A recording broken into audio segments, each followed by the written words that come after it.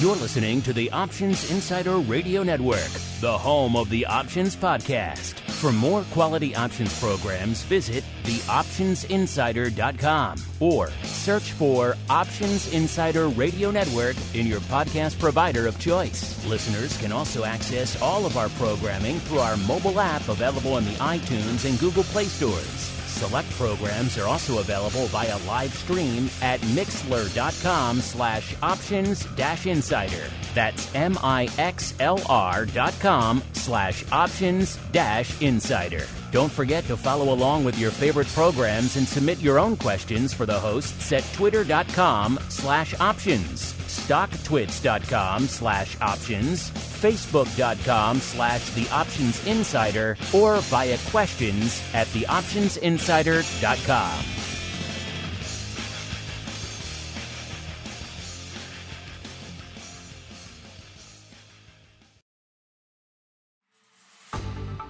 Welcome to Volatility Views, the premier program for volatility traders. Each week, we'll take a deep dive into the world of volatility with in-depth analysis, trading activity reviews, strategy breakdowns, cutting-edge education, and much more. We'll also bring you exclusive conversations with the traders, researchers, and asset managers who are reshaping the volatility landscape. If it involves volatility, then you'll find it on Volatility Views. And now, it's time to take a deep dive into the world of volatility. It's time for Volatility Views.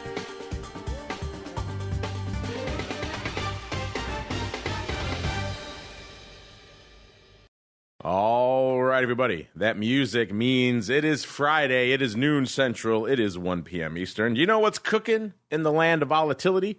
Well, let's find out together, shall we? Because it is time for Volatility Views, the premier program for volatility traders. My name is Mark Longo from the optionsinsider.com. I will be your host for this little journey through the world of volatility. A couple of things to remind you of right at the top of the show. Hey, if you just listen to Vol Views, I know there's a certain cadre of you. That's what you like. Hey, to each their own. But if you're missing out on the rest of the network, nearly a dozen shows coming at you. A lot of great content lurking out there. Just did a great live show from the SEBO with the Flowmaster yesterday on the option block. All sorts of fun popping off throughout the week. So make sure wherever you're listening to this, subscribe to the full Options Insider Radio Network. A lot of great content there. Of course, if you like what you hear, this, anything else we do, throw a like, a star, a comment, whatever the heck your platform lets you do. All of it in aggregate at the end of the day does help new people continue to discover the content. And of course, if you want to discover more content in your lives, only one place to go, theoptionsinsider.com/pro. If you go there right now, your broadcast week doesn't have to end with Volatility Views today. No, no, no. You get to come back for a little party we call Options Oddities, which should be fun yet again this week. All sorts of weird, wild, and wondrous activity being unleashed. We also talk about our trades that are fun or maybe not so fun. All sorts of fun going on over there. Options Oddities, only one place to get it. theoptionsinsider.com/pro is the place to go as we go around the horn and see who's joining us on Volatility Views today. First, let's go out to the now sleepy Southern Volatility Mecca. It was the home. It was the scene for a little bit when RMC was there. But now things are settling back down in the land of Austin, where we are joined once again by the greasiest of meatballs, Mr. Mark Sebastian from OptionPit.com. Mr. Meatball, welcome back to the show. And what's next for the Southern Volatility Mecca? What do you folks have cooking up down there? Hey, good to be here. Glad to be here. I don't know what's next. I think maybe we'll see a global headquarters move here or something. I mean, that could be the only reason why they would host RMC down here. I was walking into SEBO yesterday. They had a big video going on in the entryway of all the people riding the bulls at the RMC thing. So you look like you missed a fun time. I know I did. I'd love to see Henry in a cowboy hat riding a bull. That would have made my day. That alone would have been worth the trip down there to see that. All right. And I don't know if he's ridden a bull. I guess we'll find out. Because joining us today, the once future and now present Dr. VIX, a.k.a. Mr. Russell RHOADS, author of one or two or half a dozen vol-oriented tomes, also does a little bit of teaching down there at the KELLEY School of Business. He might be full of bull. Has he ever ridden a bull? Mr. Dr. VIX, sir, have you ever ridden a bull, sir? Don't you think of all the people that you have on here, I would be most likely to have ridden a bull, having grown up in BF, Tennessee? I know you've been thrown from other moving I have elements. been thrown Maybe I could add a bull to that mix. I don't know. Yeah. No, but I've been to plenty of rodeos. I didn't do the rodeo thing at RMC. I don't know, but I had other stuff going on, but it wouldn't have been that exceptional for me. I didn't know that they got to ride them. If I'd known that, I'd have done a little I don't know if they got to. my... I saw people ride. I'm not sure if it was attendees. Probably not. Okay. I saw it from a distance. But it conjures a good image nonetheless. Well, I've plenty of times I've gotten on those things in bars. You pay your ticket to go to RMC. You hear about some Canadian vol funds, and then also, hey, you ride a bull. Yeah. What more fun can be had? You know what more fun can be had, listeners? It's the vol review. So let's get to it right now. It's time to break down the latest developments in the volatility trading world. It's time for the Volatility Review.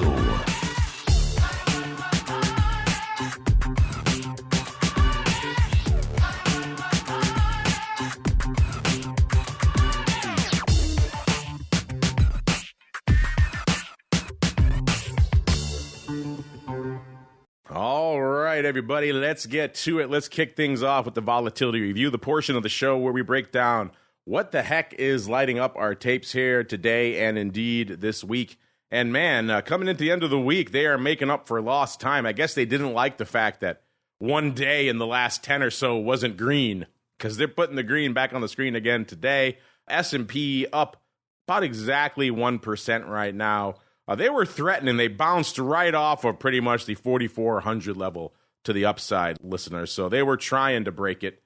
The S&P up nearly 50 handles at one point today. So they are putting the steam back in. The NASDAQ up 1.5%. The Dow up 0.75%. That's on the heels of looking kind of flat to unch yesterday. Then as we kind of broke down on the option block yesterday, the worm's starting to turn right in the middle of that show. And all of a sudden we were selling off pretty good out there. So interesting how the worm has turned yet again in the span of 24 hours, listeners. That means our vol friends coming back in after they got a little bit frothier, a little bit topsy-turvy.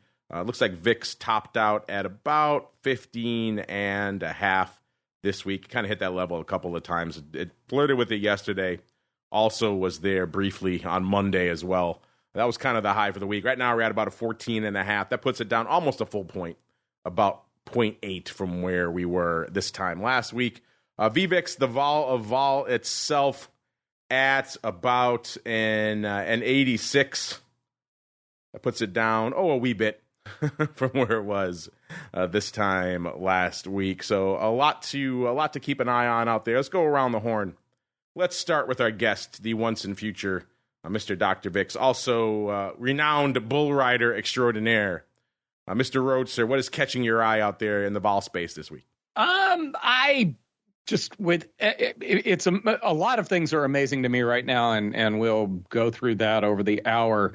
I'm doing a 2024 preview for the KELLEY School of Business, and have been talking to a lot of people, and people's opinions and what you're seeing priced in the markets are, I cannot recall them being this different, where so many people are bearish. So many people think you don't want to own stocks going into 2024, and you may want to be long volatility going into 2024. But then you turn on those machines and you see VIX with a 14 handle, and you see some other data points that aren't necessarily volatility oriented, making you concerned about 2024. It's not showing up in the numbers, but everybody seems to really be kind of concerned. Maybe everybody was concerned going into 2023, and we rallied like crazy. So maybe that's a contrary indicator. At this point, it might be, because you're right. This is definitely the most hated rally I've seen in quite some time. Ever since the beginning of the year, when we started doing our pro Q&A sessions at the beginning of this year, everyone, I won't say everyone, but the lion's share of our guests were extolling the virtues of cash, talking about severe contraction, severe downturns in the market. And lo and behold, we have the AI boom and everything else that has lifted us up to high heaven out there in the equity markets. So yes, this market, this rally has been faded for some time, and probably still faded right now. Again, we were just a week and change ago, almost 2 weeks ago, we were at about threatening 4,100 in the other direction. So a 300 handle rally in the S&P in about 10 to 12 days is quite the move out there. Mr. Meatball, same question for you, sir. What is catching your eye out there in the ever head-scratching world of volatility, sir? Yeah, well, single equity vol is ridiculously cheap. I'm looking at like names like Apple, Amazon, Microsoft, Qualcomm, Meta. The single stock vol is just dirt cheap relative to the index. There's a reason the topic du jour was the dispersion trade at SIBO RMC, because we're seeing more of that as vols just collapse in single name and the VIX hangs out at 1450. Oh, a SIBO into dispersion? I didn't know that, sir. Oh, yeah. They love dispersion. All about the dispersion out there. Let's keep rolling here. Let's go out to the land of the futures, a.k.a. the volatility surface.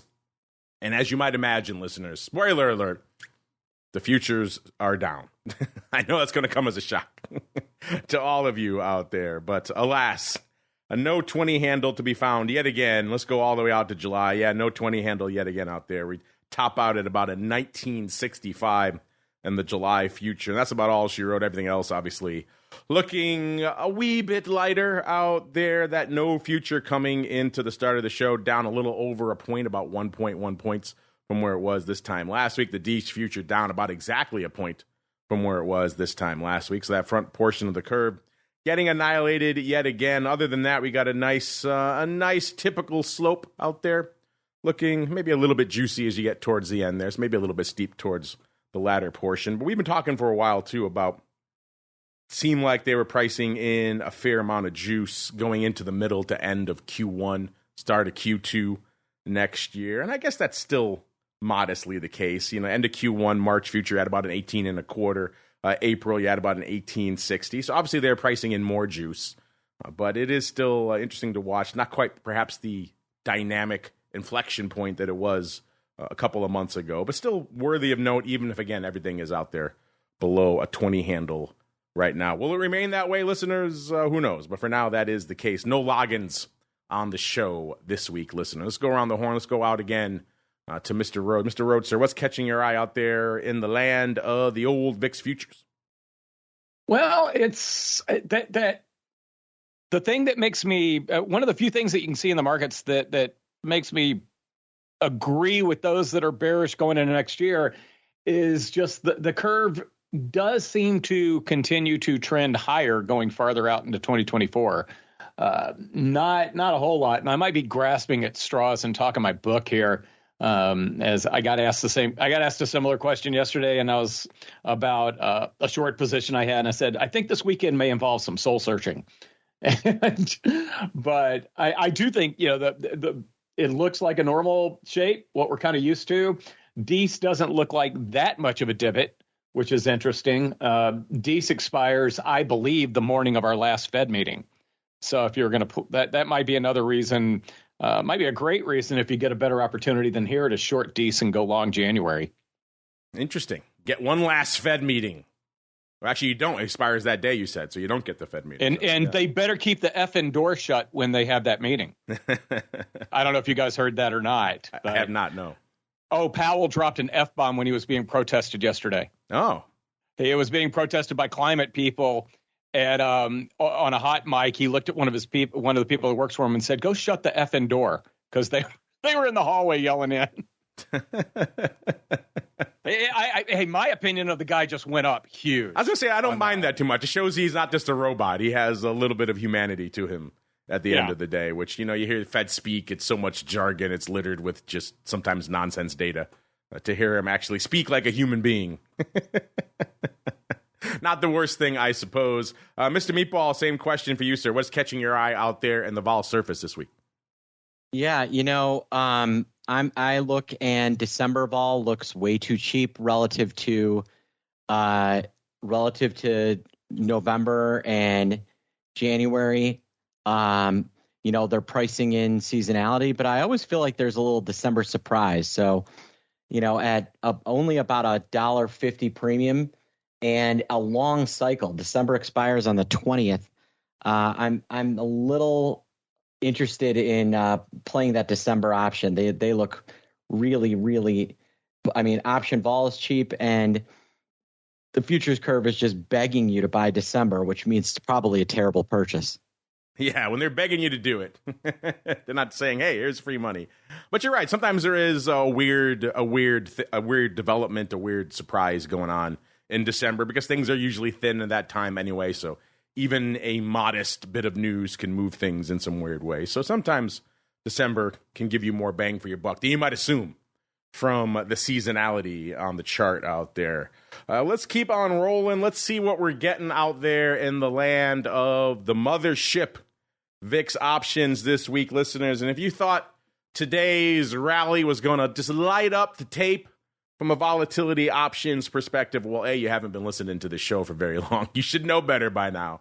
And B, unfortunately, the answer is no. 351,000 contracts on the tape right now. So a pretty modest day out there in VIX land. Now, again, the session is still young. If we turn to the dark side after threatening 4,400 earlier this morning, that could probably put some paper back on the tape. But if we're just kind of chugging out here in rays of sunshine mode for the rest of the day heading into the weekend, I don't expect it to be a banger day. Probably won't even hit the ADV, which has continued to come in. Remember when I said it was threatening 1 million contracts a day? That's pretty difficult for even VIX to sustain over the long term. It has now retreated off of that. It's down to 837,000. That's still a lot, but it's down 28,000 from this time last week. And again, we are heading into, hard to believe, we're heading into December soon. That just seems crazy to say.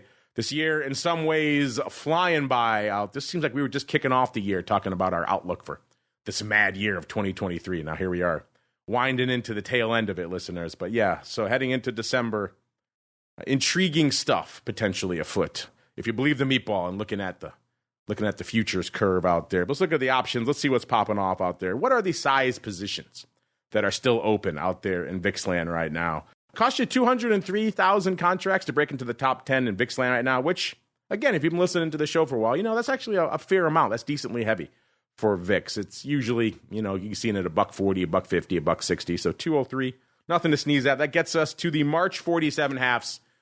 Right back in it again, listeners. Right at number 10, March 47 halves. If that's a little bit too far and a little bit too far out of the money for you, then allow me to present number 9, 211,000 of the Jan 45s. By the way, there are 8 calls and 2 puts in our top 10 this week. So again, read into that indicator what you will.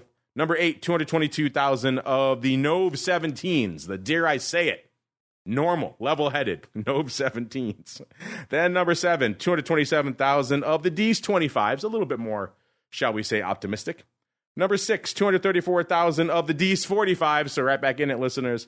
Number 5, 234,000 of the Jan 47 halves. I love the paper lining up on the 45s and the 47 halves. So somehow someone decided one of those was not suitable for them. They had to go 2.5 handles in a different direction to get the strike and the liquidity that they wanted. Either way, 47 halves lighting it up. Obviously, the Jan 45s not doing it for them. And the March 47 halves, forget about it. But Jan 47 halves, 234,000 for number 5. Number 4, our first of 2 puts in the top 10, 239,000 of the Nove 15 puts. Number 3, 259,000 of the Nove 17 puts. Number 2, back to the upside, listeners, 337,000 of the D's 35s. And the number 1 size position in VIX options this week, 338,000 of the D's 40s. And before we get into parsing some of the prints from the big mothership VIX options, we are joined by the once and future Dr. VIX, a.k.a. Bull Rider Extraordinaire. That means it's time, listeners, for Russell's Weekly Rundown. Now, Russell's Weekly Rundown. One more time. Now, Russell's Weekly Rundown. Mr. Rhodes, I'm not sure if you've heard our Options Oddities program lately, but we've added some fun transitions that are in the vein of your Russell's Weekly. I won't say they capture the full spirit, but they're along those lines. They're kind of fun, a little bit silly. So you are inspiring other things on the network, sir. And your timing is perfect. Nobody, just the marks heard this, but looking over the weeklies, I got a fire up my butt and did some very quick quantitative work, which does not support the weekly trades I saw at all. Isn't that fun? So just and not a whole lot going on this week. On Monday, somebody came in. VIX is at 1534. They sold the November 22nd 16 put for 83 cents, bought the November 22nd 15 put for 37 cents, took in a credit of 46 cents, shooting for that November 22nd that the maybe for the settlement to be above 16. VIX was at 1534 then. It'll say we're lower now.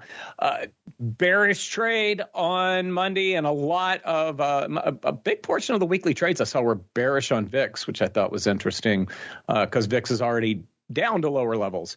But with the VIX at 1508, these are the November 29th options, the end of the month, ones that come after the Thanksgiving screwed up week.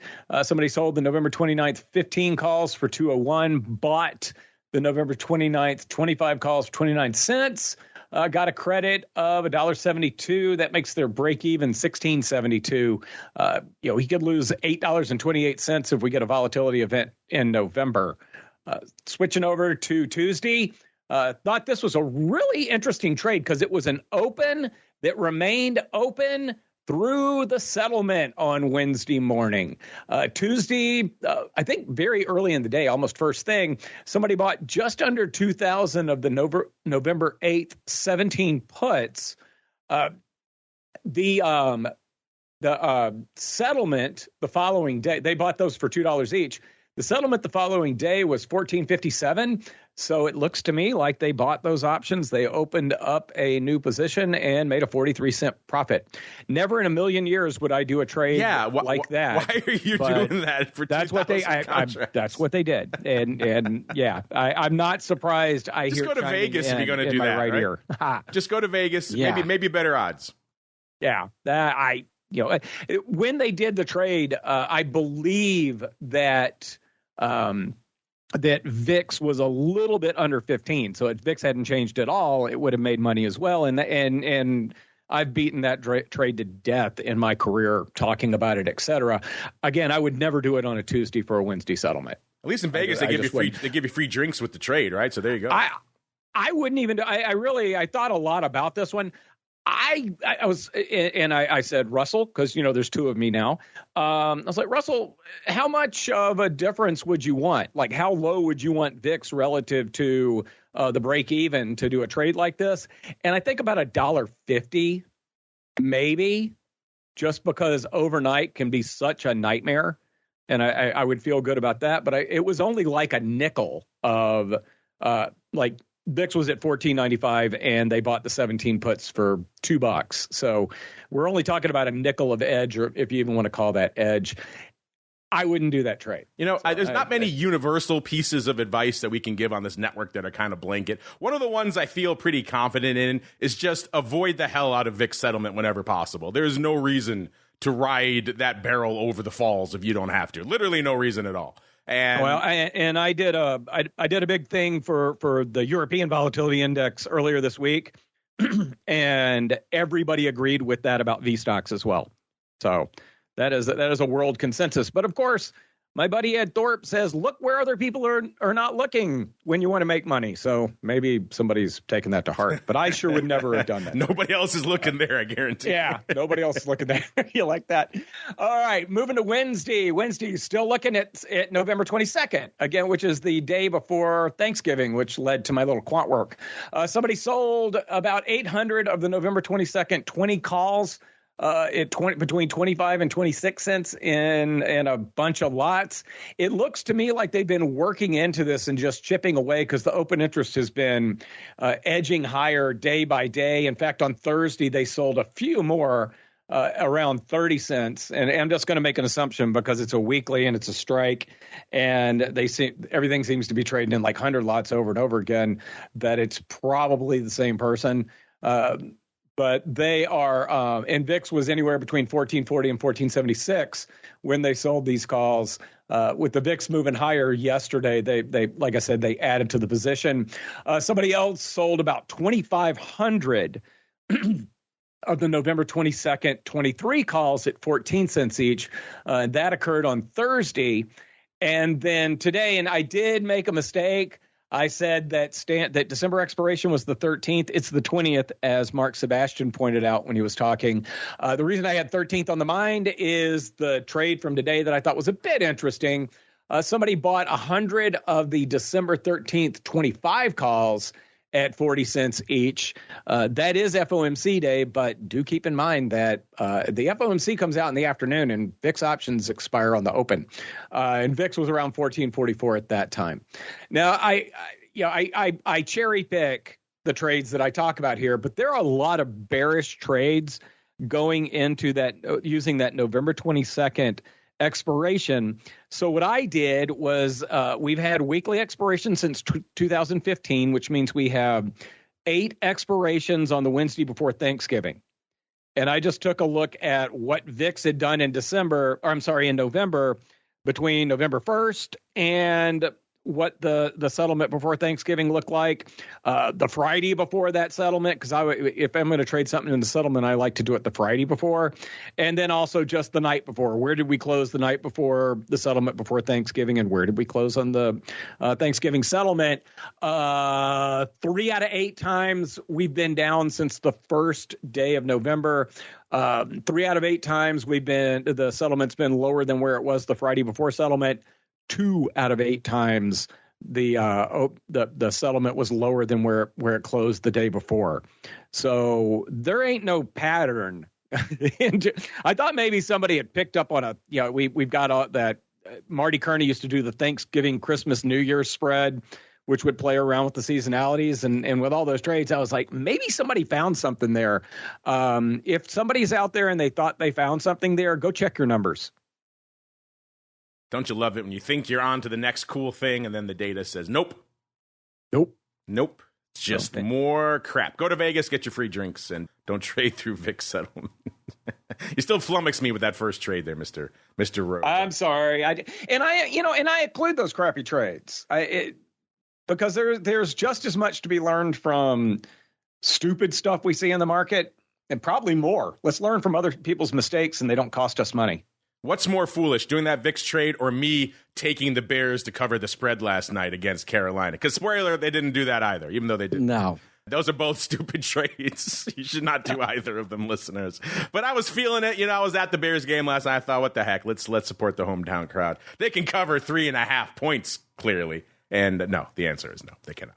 All right, let's keep on rolling, listeners. Let's go on out to the big VIX mothership. See what's cooking out there, aside from some nonsense in the weeklies. There's probably more nonsense in the regular options as well. Let's see. Today, not a lot of nonsense to speak of at all. 354,000 contracts on the tape right now, so they've added a whopping 3,000 since I last updated you, listeners. The big dog out there today, such as it is, 37,000 of the NOV 13 half puts, followed by 31,000 for number 2 of the NOV 15 puts, 27,000 for number 3 of the D16 puts, number 4, 18,000 of the NOV 25s, and rounding out the top 5.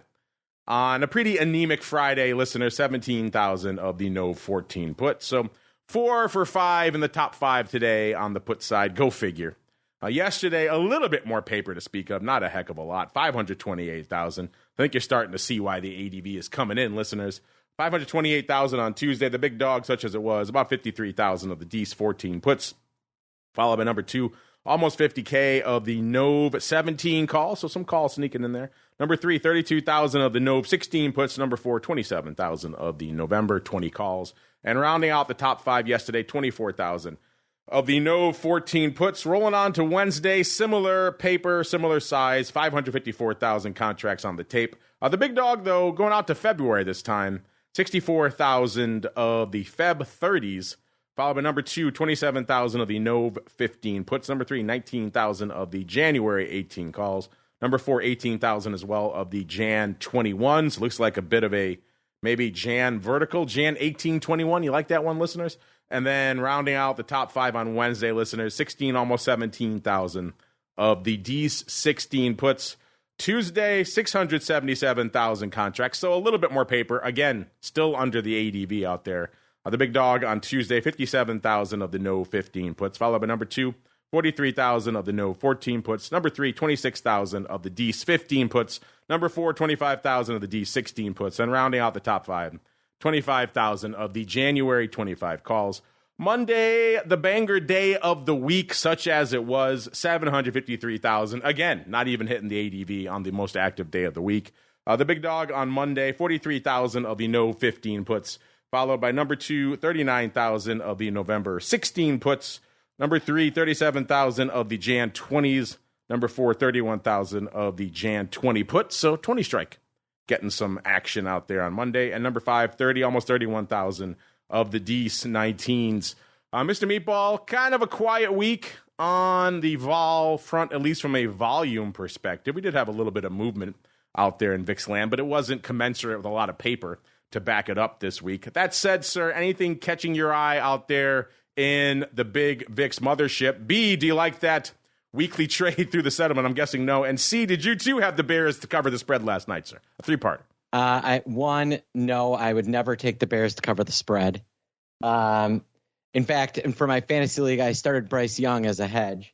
I did the opposite. I actually started the Bears defense and Foreman, and that actually worked out. Oh, good for you. They did all right. Good for you. That was a nice day. Today, nothing really on the tape that's really blowing things up. The biggest trade is a 3-cent buy of the 25 calls. There was a pretty big trade yesterday that went up that I'm trying to remember. But for the most part, VIX options pretty anemic in terms of overall volume this week. You would have thought maybe like November puts would light up, but not really. There's a little bit of activity in those today, but even those, one trade that kind of catches my eye into VIX settlement, the 14, we're trading 1440. The 14.5 puts are 24 cents for Wednesday. That seems pretty inexpensive. And the 14 puts are a dime.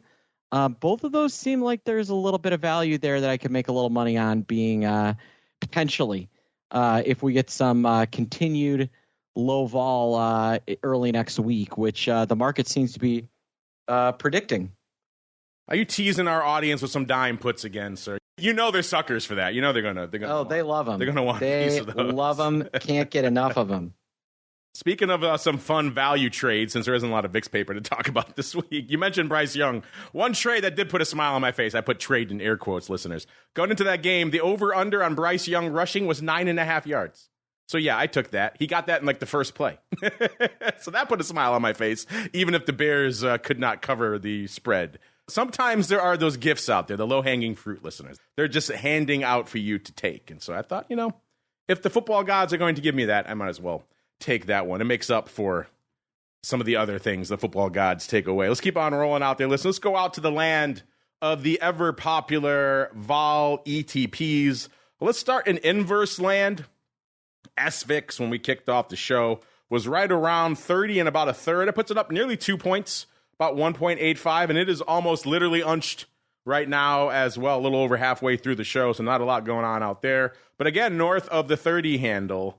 Today, not a lot going up out there, 1,300 contracts. The ADV is kind of hovering around 4,500 right now. It's down about a couple of hundred out there. In terms of size positions, the big dog position out there right now, 4,243 of the NOV 28. So now in the money calls. And then there are, whenever this is our guest from a few weeks ago, if he's back, number 3, there are about 1,500 of the D's 35s open right now. They're a little bit different because there's also 1,500 roughly of the 32s. Looks like more of a vertical than anything. A D's 32, 35. Buying the 35s when SVIX is 30. A little bit of a different beast than buying them when it's 13 or 14. Mr. Rhodes, A, are you all in on SVIX again? Give us an update on your SVIX holdings. B, if you recall those SEP 35s that we joked about a lot here on the show in SVIX, we thought, who the hell would buy these things? Our listeners were all in on them. They were laughing. They were enjoying. They were tracking them on their own. It turns out it was our guest from a few weeks ago, Chris Sidial. He admitted to it. He coughed it up here on the show. He did buy those things when SVIX was around 13 or 14. So a weird trade in and of itself. So A, are you back in? And B, did you hear the admission? He came on here to plead his sins, Mr. Rhodes. I didn't hear Chris, who I do have a pretty high opinion of. I've only got to hang out with him a couple of times. I gotta make time next time I'm in New York. We were shorting SVIX calls against owning SVIX. I covered all of those, and I've just started selling calls again now that we're back up around 30. That's where that's what I did with that. So I totally went against my former mentor Jim Bittman, who said selling a call is never a hedge. It sure felt like a hedge when I got to cover them, at about 25 cents or so after selling them for about $3. So I did get some. It's kind of nice having those on, because it just made the pain that went along with SVIX very much more palatable over the past few weeks. And like I said, I'm starting to sell. I sold some D's 27s the other day, if I remember. No, not 27s. I'm looking at the 20. Actually, the D's 29s. I did sell some of those, little like at $1.50 or so. But I've still got a whole lot of it uncovered. Are we going to talk about the big change to SVIX? Go ahead, regale it for our listeners, sir. Well, I'm not going to read the press release, but it's starting November 13th, which I believe is Monday. The SVIX expects to begin investing in VIX options. So some of their short position is going to come from buying puts, combined with their strategy as well. It was in their prospectus that they could do that. I wonder if the decision, and each of us can just directly ask the guy, but I do wonder if the decision is based on, kind of anemic VIX volumes recently, and December having some pretty dead days volume wise as well. But they will, and on their website, they will continue to publish the fund's daily portfolio holdings. So I bookmarked that bad boy, and it'll be really interesting to see the day over day, trading that they're doing to maintain the position that they want to maintain, using VIX puts instead of shorting VIX futures. Yeah, that's going to be interesting. Or in addition to shorting the futures. That might impact the performance a little bit, obviously, because VIX puts a little bit more challenging prospects sometimes to monetize those effectively versus the futures. And I do want, this is supposed to be somewhat of a passively managed fund, but if we get a volatility event, it's going to help these guys tremendously because the losses will be limited. I wonder if there's any fundamental thinking going into this as well, that we may be due for a volatility event. Be kind of nice if a portion of our exposure has limited losses based on, just based on the premium that you pay. Is the most that you can lose. That is true. So, you reduce your risk of a face melting upside event. Yeah. Are they going to be using like in the money puts? It doesn't say. It just kind of a proxy for the future, and then the upside is capped, because that would actually make a lot of sense to me. They're going to start using options in addition to the futures that they're already doing. And to your question, I don't know. But we will know it. That's why I said they're going to start publishing the positions, because then we will, then we'll see what they're going to do. And I assume that they're kind of holding it close to the vest as far as exactly what they're going to do, because the fellows in the pit might read what they're going to do and adjust accordingly. Yes, this is going to be interesting to watch. You're right, because how they play this out. How many times have we talked about on the show, listeners, having VIX in whatever direction, can be puts, can be calls, and missing the opportunity to fully monetize on those. So it can be challenging from a timing perspective. This makes me both more and less intrigued by SVIX at the same time, because I kind of think it might mute some of the performance, but I also, as you point out, it does make the probability of another XIV much less. So I do like that, obviously. So yeah, I'm kind of two minds about this. Yeah, and just one other thing for clarification's sake, they don't say puts, they say options. They could easily just be putting on synthetic positions, shorting the puts and buying the calls. I'm sorry, shorting the calls and buying the puts. I was going to say that would be interesting. That'd be a new way to do it. No, I mean they could put on spreads. It doesn't. I'm making an assumption when I say puts, but nowhere in the press release is the word put. I think we can read between. I hope to read between the lines. If they're just doing synthetics, that's also intriguing. I guess we'll find out. No more speculation. We'll know Monday. Listen, we'll know soon. What the heck? VolatilityShares.com/SVIX. I do like they're updating it daily too. That's kind of a nice bit of transparency. You don't get all that often out there in some of these other products. But yeah, that's interesting. Listeners, does that make you more or less intrigued by SVIX? Now, as I mentioned, I'm kind of two minds. I do like Mr. Rhodes. I kind of want to see what they're actually doing before I obviously make my mind up. But it is interesting. I was kind of wondering because just recently people were talking about selling a lot of puts in SVIX when we were starting to drop out there. And we were just talking about not too long ago when SVIX broke 23, some people might have gotten those puts put to them. They're starting to get to those levels. I know people were writing in telling us they were writing puts 25s, 24s, 23s, all these different levels. So interesting. And now we're back up at 30 again. Are you overriding the calls in the other direction? It's been kind of an interesting saga out there of late. I wonder if this type of volatility in SVIX, if this will continue under this new regime, this new methodology out here. We shall find out. You know where the vol is not going to die, listeners. It is in the beast.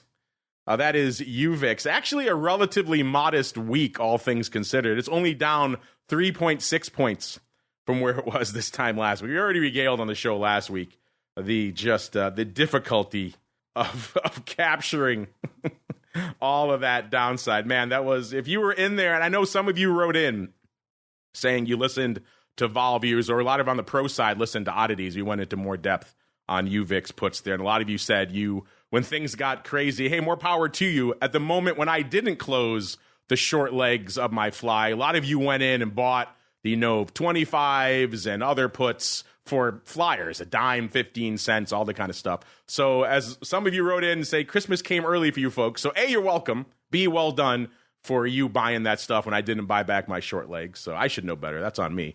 And then C, good job for all of you out there. Not so much of the banner week this week. In fact, I did get back in ever so briefly on some UVIX downside. This time I did have the good sense to get the heck out of Dodge while the getting was good yesterday. I dumped my 23 puts expiring today. I dumped those, I think it was yesterday morning or it might have been late Wednesday afternoon. But I dumped those for a nice return. Doesn't make up for the 16 handles that went up the week before, but a nice little 3Xer. You're never gonna look askance at that. Again, we'll get into more of that fun coming up a little bit later on options oddities. Right now, UVIX hanging out at about 2340, down about a little over 3.6 points from where it was this time last week.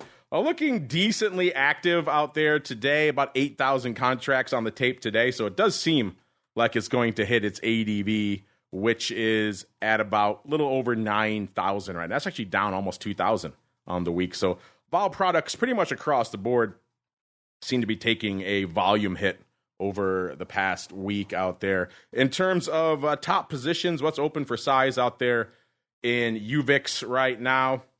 The most sizable, largest non-pre-split adjusted, we have to go almost down to number 20. There are about 1,200, almost 1,300 of the NOV 25 puts. So getting back to the put side, looks like they may have been overwritten. So that gets back to what I was just talking about. Folks starting to turn to the dark side and overwriting SVIX puts instead of just selling the calls, which is obviously the more common use case. Mr. Meatball, we'll start with you, sir. What are your thoughts on UVIX? Still moving, still rocking and rolling, maybe a little bit quieter week. Of course, it's also about half of what it was a couple of weeks ago. It was almost 45. A couple of weeks ago, it's 23 now, so that's probably going to have some impact on it as well. What are your thoughts on the still raging beast, but a little bit quieter, that is UVIX? Yeah, it got a nice pop on Thursday after really melting. If you want to know how quickly this thing can rally and how quickly it can fall, look at the last 2 weeks. We're kind of in a similar spot. It's interesting in that we're actually moving so hard that vol's starting to go up a little bit now. But the move in VVIX was pretty dramatic. I think it's a pretty nice short trade. I think that there's some real opportunities to be trading in and out of this thing. And right now, if you're looking to trade volatility, it continues to be the best trade, and option volume is really picking up since they did that 1 for 10 and released the weeklies. The option volume here has really heated up. I think they've stolen a significant amount of volume probably from UVXY at this point over the last few weeks, as people see how much fun this beast can be to trade. Can be fun, can be heartbreaking in equal measure. We've seen both sides of it. Mr. Rhodes, I'm not sure if you've joined us since the beast has been unleashed upon the market. That is the 10-for-1 UVIX. So A, what are your thoughts on this newly unleashed beast? And B, have you been dipping your toes out there in these very volatile waters, sir? Watch out, there's sharks out there. Well, first, I was really, I was trying to count the hours that it spent in the 30s when it ran right through there a couple of weeks ago. I assume the popularity picked up because it's got a night. Yeah, maybe we will learn, or maybe the UVIX guys will learn, splitting it a little bit sooner, maybe doing a 2 or 3 for 1 periodically when it gets down to around 15 might help, with the interest in it. Go figure. People like it again, or they're terrified of it. Either way, they trade it. Yeah, I mean, waiting until it gets down to 4 or 5, and I don't know the mechanics behind it. I don't know if it costs them something. I know it really pisses off a lot of option traders because you end up with all these weird options outstanding. But it's been it put up a couple of good weeks, and now it's about half of where it was after the split. Which it's still at a tradable price, but eventually it will get below that tradable price. There's an old academic study that said that actually identified the ideal stock price if you want your company to be attractive to investors and maybe trade an awful lot, and it's in the $30 to $50 range.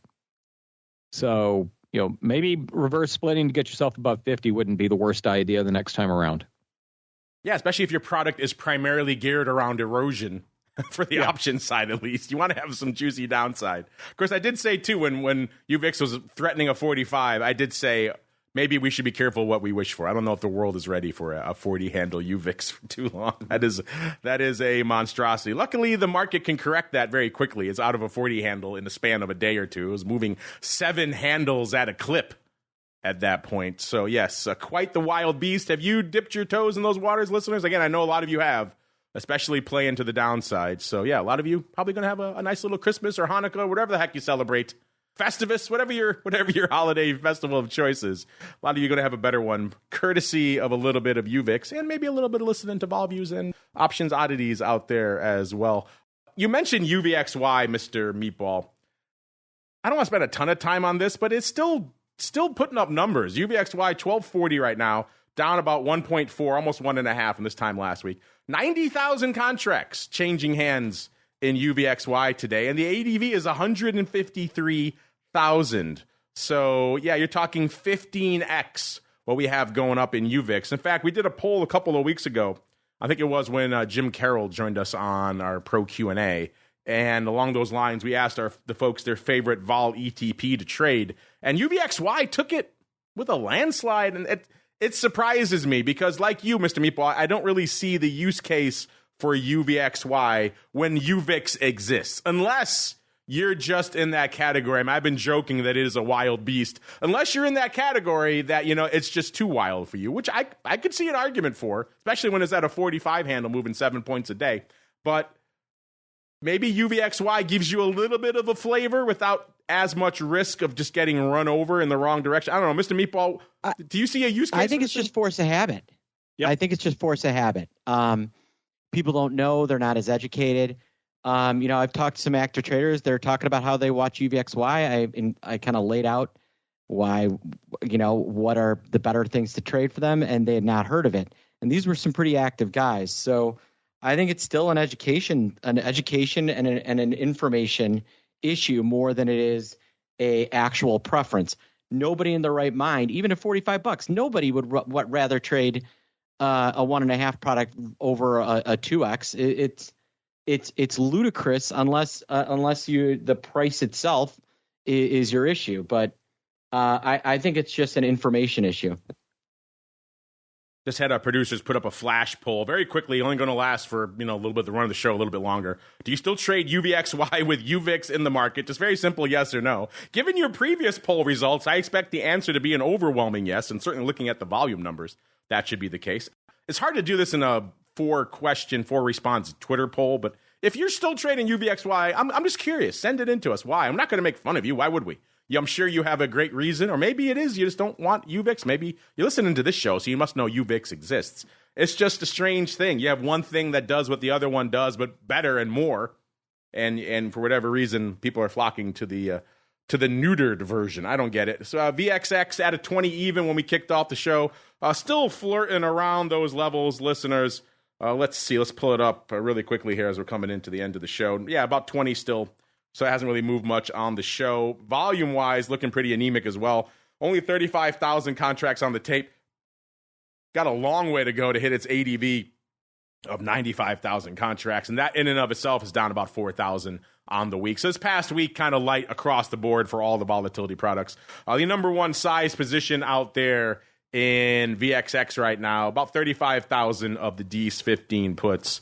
I don't know, Mr. Rhodes or Mr. Meatball, we are coming up against it. We got to get to the crystal ball, but I'm curious if either of you have anything you want to share. Are any of you still slinging VXX again in this post-UVIX world? Seems to be taking a lot of the oxygen out of the room, and I know for you, Mr. Rhodes, also SVIX. You still playing at all in VXX or watching it? No, not really. And I actually thought it was funny that we were talking about the ETPs for 5-10 minutes, and VXX didn't even get brought up.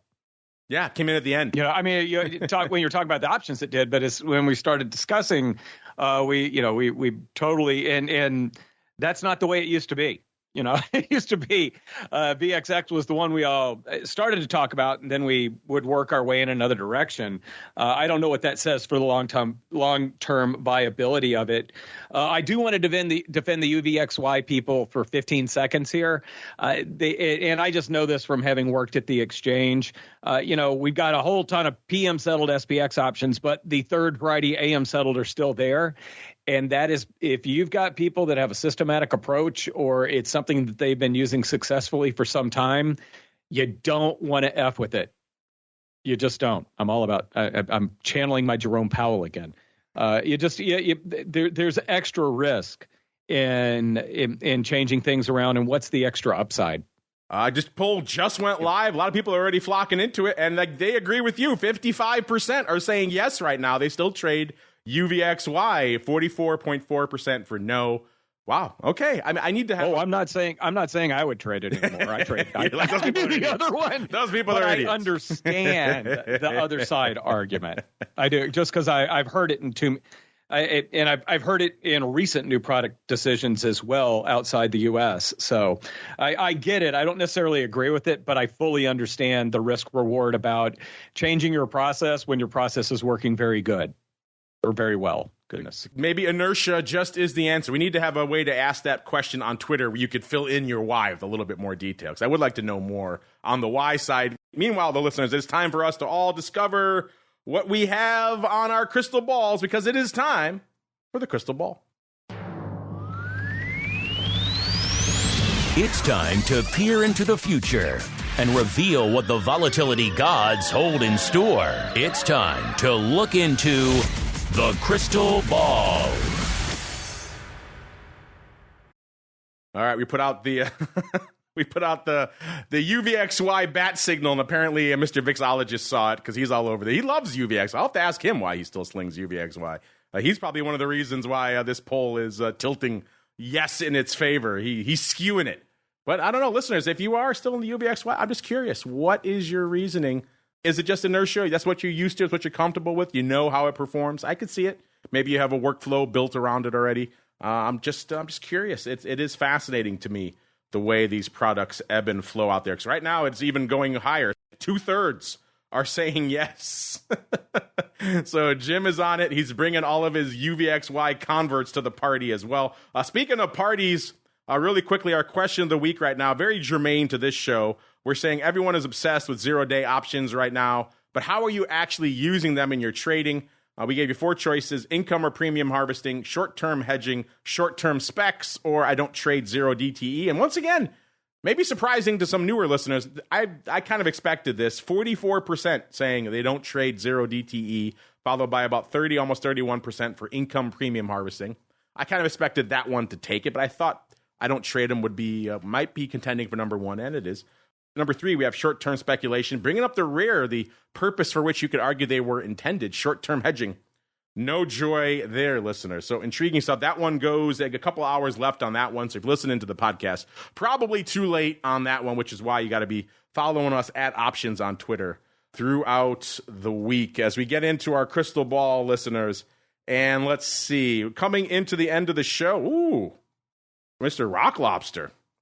He was looking bullseye mode. We were at about a 14.56. Let's see where we are at. 14.52. He was at a 14.5. Wow. All right. You know what? That's his first bullseye in a while. The guy only has one eye, so I guess we'll give it to him when he has a good one. So the Rock Lobster gets a bullseye. Winner chicken dinner for him. I was at a 15.75. I was feeling a little bit more juice. I was looking good until I wasn't. We had Scott Nations on the show last week as well. He was also feeling more upside. He was feeling a 16 even in VIX cash, so no joy for them. He also predicted his volley indicator to come in at about a 14, and that is at a 1260 right now. So he was off a 0.40 there as well. That's his kind of vol that incorporates a little bit of skew to it as well. You know, if you know his metrics, they're all usually straight at the money. All right, looking at some of our listeners. Oh, Frank. Frank 1209, 1460. All right. Fabulous prizes for you. I see you floating there in the live chat as well. All right, our producers will reach out to you. Look at you. You've been guessing every week like clockwork. Good to see you coming in over there. The rest of you, Options Queen, no joy, all the other close ones. Our producers will go through all of them and see if there's any other joy. But right now, we got 2 winner chicken dinners. We've got the Rock Lobster, and we've got Mr. Frank. But unfortunately for the Rock Lobster, only one of you will win fabulous prizes. All right? Just to tease him. All right, let's go around the horn. Mr. Meatball, your compatriot got a bullseye this week, so I will allow you to choose. Do you want to go first, or do you want to go last? I'll go first. All right, go for it. I'll go first. I got to tell you, I think that we've cleared some air, and Vol's going to come in further, and maybe significantly. I'm going to go 13.31. Oh, 13.31 says you. All right. As you were talking, I typed mine in, so I got it in before you were going. No one can say you swayed me. But I typed in, I'll go next, give Mr. Rhodes a chance to go last. I was thinking a little bit less vol as well. I was thinking about a point, roughly a point lower, so 13.56 is where I am hanging. Doesn't give me much wiggle room there, so we shall see. Mr. Rhodes, are you on the lower vol train as well, or are you, once again, going back to the old Russell Rhodes role of buying all the upside? UVIX 21 or bust? No, goodness, no. What was Mark's guess? 13.31. Oh my goodness. I hate to get in front of him like that. Can I do 14.50? Yes, you can. You can do whatever you want. That is the game. Well, I didn't know if I was overlapping with somebody else. No, so. I was. I'm 13.56. He's 13.31. You can get a full point to yourself. To Bob, I'll do 13.57. No, now you are playing. I was thinking, honestly, I was thinking 14.5 the whole time. So regardless of what you guys said, so I will stick with that. Punched on the week. So then don't buy all the meatballs dime puts then, if that's what you're feeling out there. All right, listeners, that's your vol market for this week. Upside, once again, as usual, being held by the once and future Dr. VIX, 14.5. 13.56 for me, the winner chicken dinner next week, of course. And then Meatball bringing up the rear with his palindromic nonsense at 13.31.